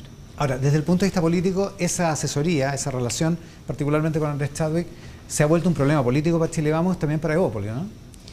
Es un problema y la preocupación que nosotros tenemos es que no se transforme en una disputa ideológica de izquierdas y derechas, porque aquí lo que está surgiendo es un problema muy grave de la objetividad y del funcionamiento del Poder Judicial en particular. Y creo que haría mucho daño que banalizáramos la discusión sacándola de donde realmente está un problema que puede perjudicar gravemente al país. Yo creo que el esfuerzo lo tenemos que hacer todos para despejar todo lo que haya que despejar y que la voz que hable sea la voz de la justicia. Esa es la voz que todos tenemos que escuchar y en la que tenemos que confiar. Y para poder confiar tenemos que tener certeza de que todos esos análisis y esos casos se resuelvan dentro de los marcos que la justicia establece. O sea, usted dice, el centro de este caso es el Poder Judicial, es el funcionamiento del Poder Judicial. Hay distintas aristas, lo hemos visto, pero a mi juicio esa es una situación muy grave. Y esa situación no puede verse empañada por una disputa que en época electoral además existe la tentación de que se transforme en disputa ideológica. Aquí no importa tanto, a mi juicio, cómo le golpea a un sector o cómo golpea a otro, no sabemos cuánto va a golpear en total, digamos. Pero el hecho de que la justicia esté en entredicho me parece de la mayor gravedad y ahí es donde deberíamos poner el foco. Ya, ahora, si eso es así, están los votos de Evópolis, están los votos de la derecha para, o de Chile Vamos al menos, para concurrir a una reforma al sistema de nombramiento de los jueces. Totalmente, y no nos olvidemos que en el último Consejo Constitucional del que yo formé parte, hubo primero un acuerdo y una propuesta de la comisión experta, claro, que tenía aprobación transversal para cambiar el sistema de nombramiento de los jueces. O sea, esa podría ser una base a la que ustedes concurrirían. Absolutamente. Eso fue promovido desde que estábamos en el gobierno todavía por el exministro Hernán Larraín de Justicia. Él mismo fue muy activo en la comisión experta para promover este cambio en el sistema de nombramiento de los jueces, y después en el Consejo también hubo respaldo mayoritario para que eso cambie, y creo que eso sería un punto de partida muy importante. Si nosotros queremos sacar algo bueno de toda esta situación, es poner foco en eso, en cómo nombramos a los jueces, cómo recuperamos la confianza pública, la fe pública en el sistema de justicia. Ya, eso es el centro y parece sensato advertirlo de esa manera. Ahora, usted ocupó la palabra banalización. ¿Es banalizar el caso, centrarse también en lo que políticamente importa, la participación de Andrés Chadwick en el caso? No, no me refiero a que eso no tenga importancia. Tiene importancia indudablemente, sí, yo creo que uno no puede dejar de ver que tiene un impacto en nuestro sector. Y eso hay que despejarlo, y la mejor manera de mitigar ese impacto es que todo esto se aclare, se despeje y que la justicia diga qué es lo que pasó. Yo creo que eso, por supuesto, es un elemento que hay que abordar.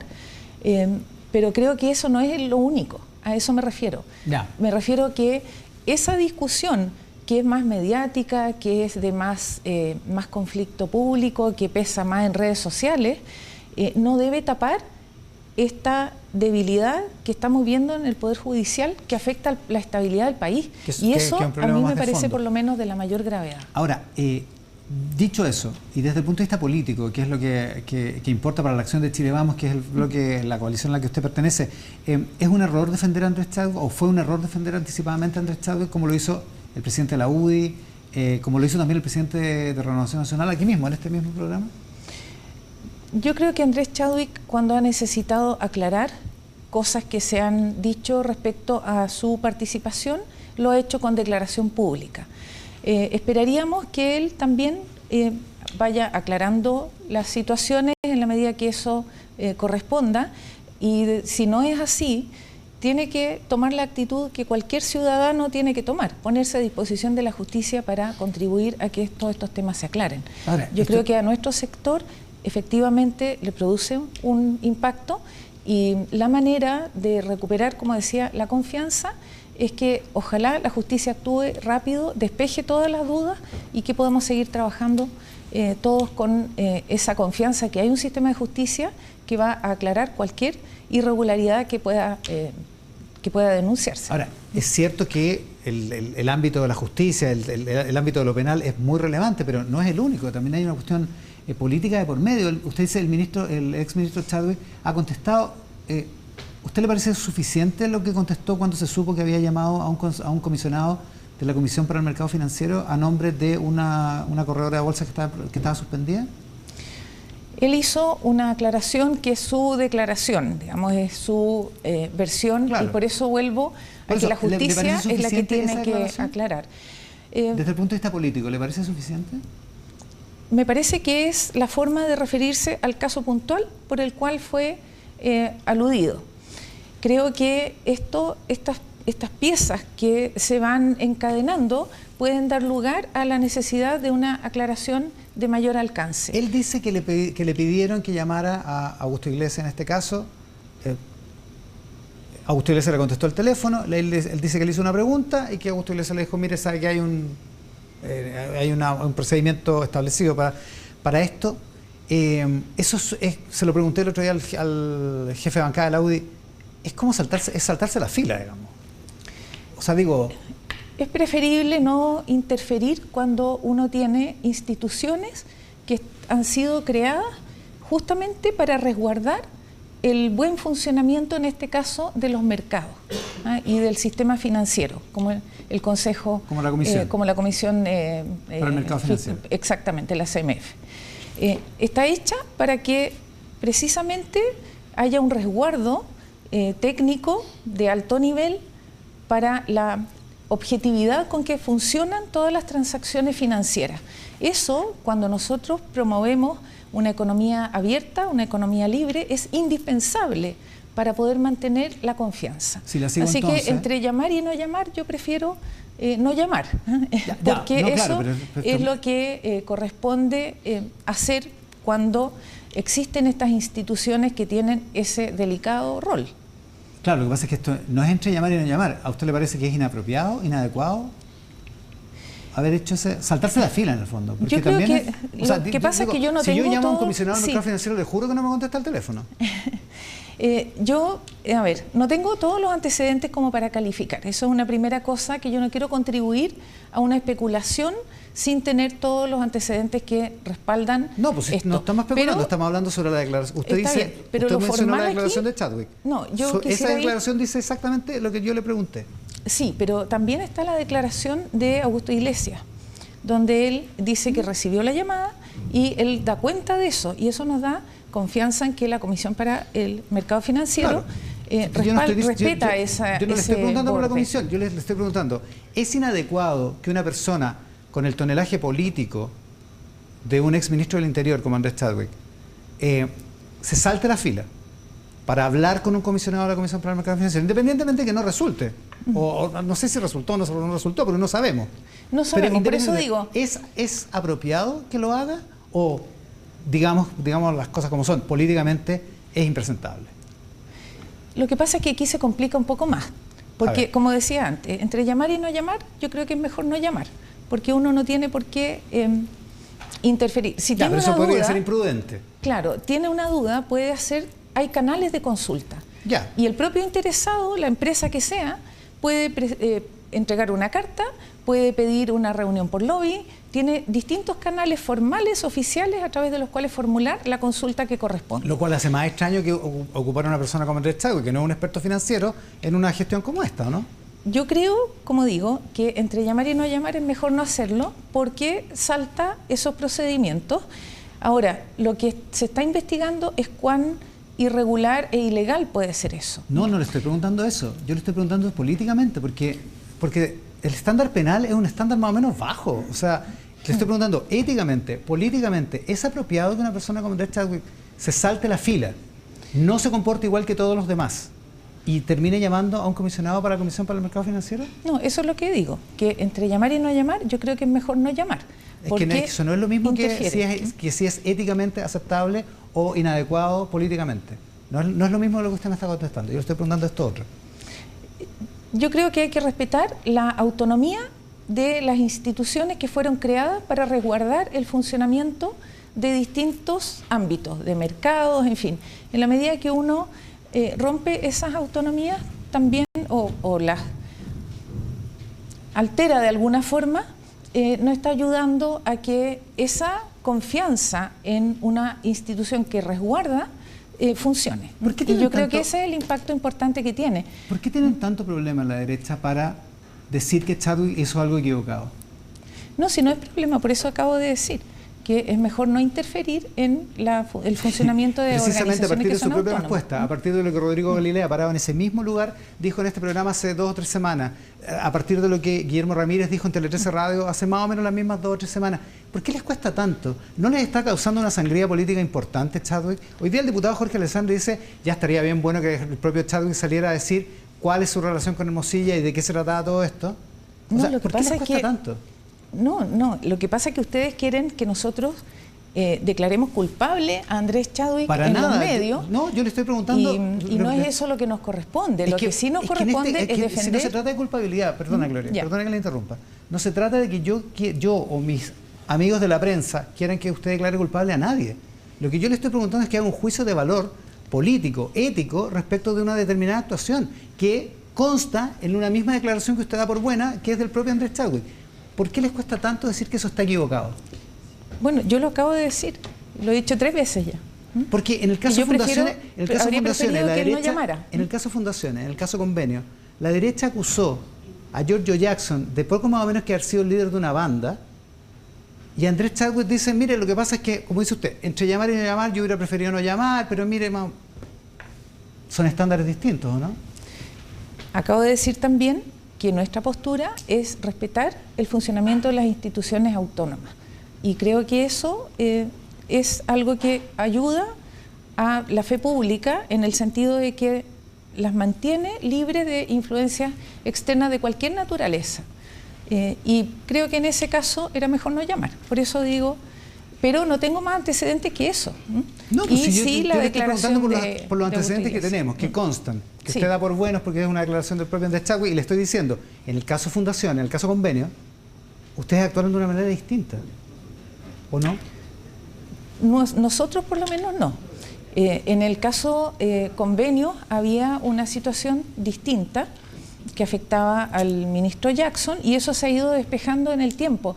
Y ahí hay una de las ¿En qué razones por las afectaba al cuales... ministro Jackson la situación del caso Convenio? No, perdón. Exactamente. No, en el caso Convenio se ha ido despejando, pero más lentamente.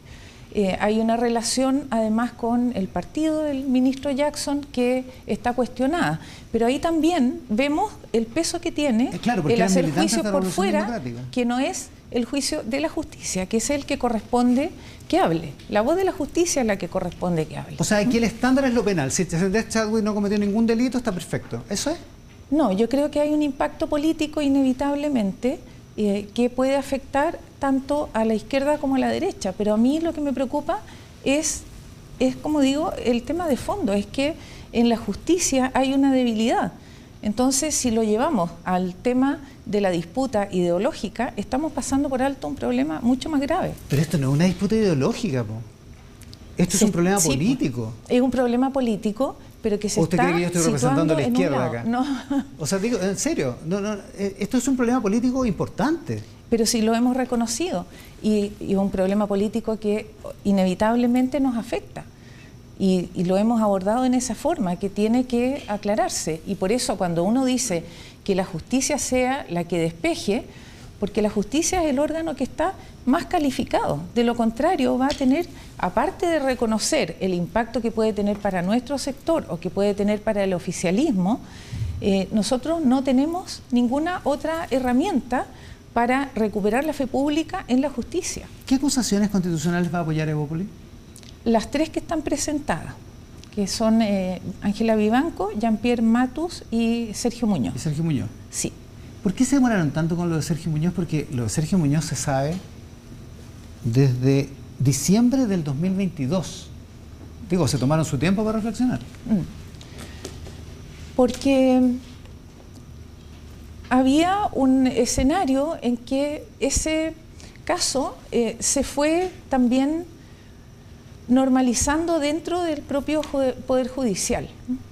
Y acá se empieza a configurar un escenario en que hay alteraciones al funcionamiento de la justicia que van más allá de ese fallo del ministro Muñoz.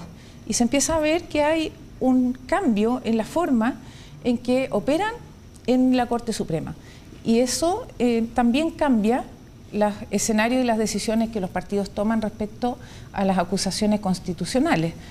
Nosotros mismos no hemos sido favorables a las acusaciones constitucionales cuando no hay un buen sustento. Las padecieron, de hecho. Nosotros votamos en contra. Gobierno, las padecieron. Sí, las padecimos, pero además, por ejemplo, votamos en contra en la acusación del ministro Ávila, a pesar de su mal desempeño, porque no había sustancia para una acusación constitucional. En este caso sí creemos que la hay, y cuando empieza a haber este escenario de nuevos antecedentes de la forma de operación del Poder Judicial, sí empieza a levantarse también un nuevo contexto que hace que uno lo evalúe de nuevo. Ya, ¿sabe lo que pasa? Es que cuando surge lo de Sergio Muñoz, con antecedentes que son antiguos, estamos hablando de diciembre del 2022, o sea, estamos prácticamente 2 años, o 1 año 9 meses, parece que fuera como una especie de empate, porque todo el mundo asimila al ministro Muñoz con sensibilidad más bien de izquierda. Entonces parece como un empate. No, yo eso lo descarto totalmente. Yo creo que aquí hay cosas que no pueden ocurrir y vuelvo al tema que a nosotros nos preocupa mucho, que es el funcionamiento y la fe pública en el sistema de justicia. Cuando cambia este contexto y empezamos a ver que hay otros casos más, que no es el caso solo del ministro Muñoz, que la propia Corte tampoco levantó ninguna investigación, ni lo cuestionaron por comité de ética, nada. Ahora es la propia Corte Suprema la que levanta estos temas, bueno, y se une entonces el antecedente que venía arrastrándose, sobre el cual nosotros siempre fuimos críticos, pero empieza a aparecer en un grupo mucho más amplio. De hecho, la Corte Suprema tiene a 5 ministros que están siendo investigados internamente. No solo estos 3 que van a la acusación constitucional. Los que están en la Comisión de Ética, como dice usted. Claro. Oiga, en el Mercurio aparece hoy que Andrés Chadwick agradeció en un grupo de WhatsApp de ex colaboradores de Sebastián Piñera. Usted está en ese grupo, ¿no? Sí. ¿Y qué dijo? Dijo lo que aparece ahí. Dijo que agradecía, porque como ex colega recibió una cantidad de mensajes de ánimo, fuerza. Todos sabemos que está pasando por un momento muy difícil y eso no quita que uno, habiendo trabajado con él mucho tiempo, le mande un mensaje de ¿Usted le de mandó un respaldo, mensaje de apoyo? De apoyo más bien moral, de fuerza, digamos, de ánimo. De ánimo. Oiga, ¿qué va a pasar con Luciano Rivas, que es el gobernador de la Araucanía, que es el único gobernador de derecha que llegó en un cupo de Evópoli, es independiente, pero va a la reelección, y Evópoli regional le quitó su apoyo? ¿Qué va a pasar con el partido y con esa candidatura? Nosotros somos muy respetuosos de la institucionalidad interna y hay un grupo importante de militantes de la región que no está disponible a apoyar la candidatura de Luciano Rivas. Y nosotros creemos que al menos hay que despejar todos los temas pendientes. Ese grupo tiene una fundamentación que ha entregado para no darle el apoyo, a pesar de que tenemos 2 candidatos a alcaldes que sí lo están apoyando. Yeah. Y por eso nos parece importante que sea el Consejo Regional que tome esta decisión. Ese consejo ya se reunió y acordaron libertad de acción, porque no todos tienen la convicción de que la candidatura de Luciano Rivas sea lo más adecuado para reflejar la postura del partido. Luciano Rivas no es el candidato de Evópoli. Es el candidato oficial de Chile Vamos, pero desde el inicio, desde mayo, venimos anticipando nosotros que ese apoyo está siempre condicionado a la evolución del proceso en el que él no es parte, pero su equipo más cercano sí. Gloria, muchísimas gracias por la gentileza de estar acá. Gracias. La presidenta de Evópoli, Gloria Huth, en esta edición.